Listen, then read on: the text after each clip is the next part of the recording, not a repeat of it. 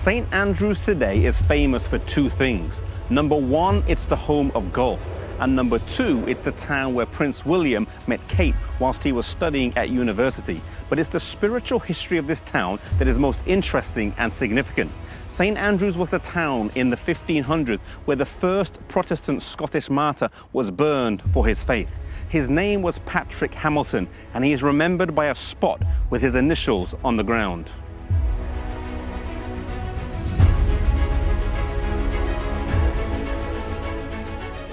But we fast forward to the year 1538 when Cardinal David Beaton took over and made it his mission to catch a reformer by the name of George Wishart and stamp out what he saw as the growing heresy in Scotland. At the time, George was only a young man, 25 years old, and he stayed one step ahead of the cardinal and escaped and went to Cambridge University, where he met with Hugh Latimer, and together they went on to Bristol. He was only there for about 6 months when he got into trouble again and had to flee the city.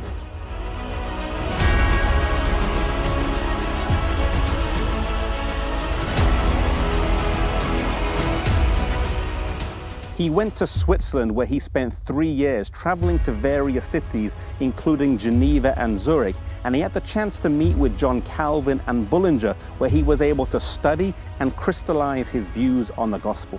In 1542, he returned to the British Isles and went to Cambridge, where he taught at the university. After teaching for 1 year, he then returned to Scotland, where he began to preach the gospel in cities around the country.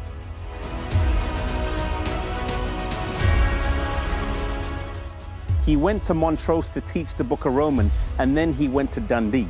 Beaton followed him there, but Wishart hid from him. Then he went to Perth to preach, and then to Ayr. The Archbishop followed him, but he could not catch him. He then went back to Dundee, and a priest by the name of John Whiten was sent to kill him, but the crowd turned against him. George Wishart was much loved by his countrymen, as he didn't just preach, but had a very practical side to his ministry. In one instance in the city of Dundee, when the plague broke out, most people fled the city, but George Wishart went into the city so he could care for the sick and the suffering.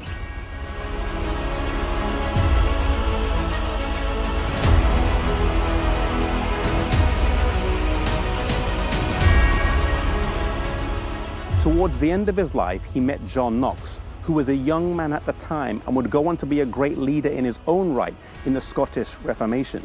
He started out essentially as a bodyguard for George Wishart, carrying a two-handed sword with him as he traveled around the country. They built a strong bond as teacher and student until finally Cardinal Beaton, with 500 soldiers, captured George Wishart. John Knox wanted to follow George into captivity, but was told to stay with the words, "One is sufficient for sacrifice."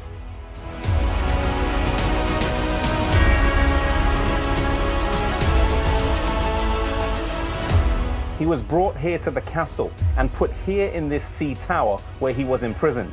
He was then tried, and as he was tried, he answered all his accusations from the Bible.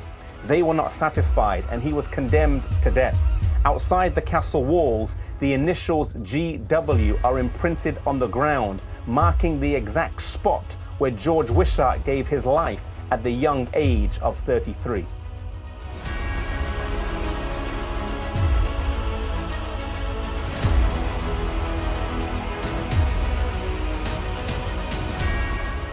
Two things we learn from this man. Number one, in his ministry and life, he was incredibly faithful and was ministering to the sick and suffering as he traveled around the country. Number two, we learn about the power and importance of preaching.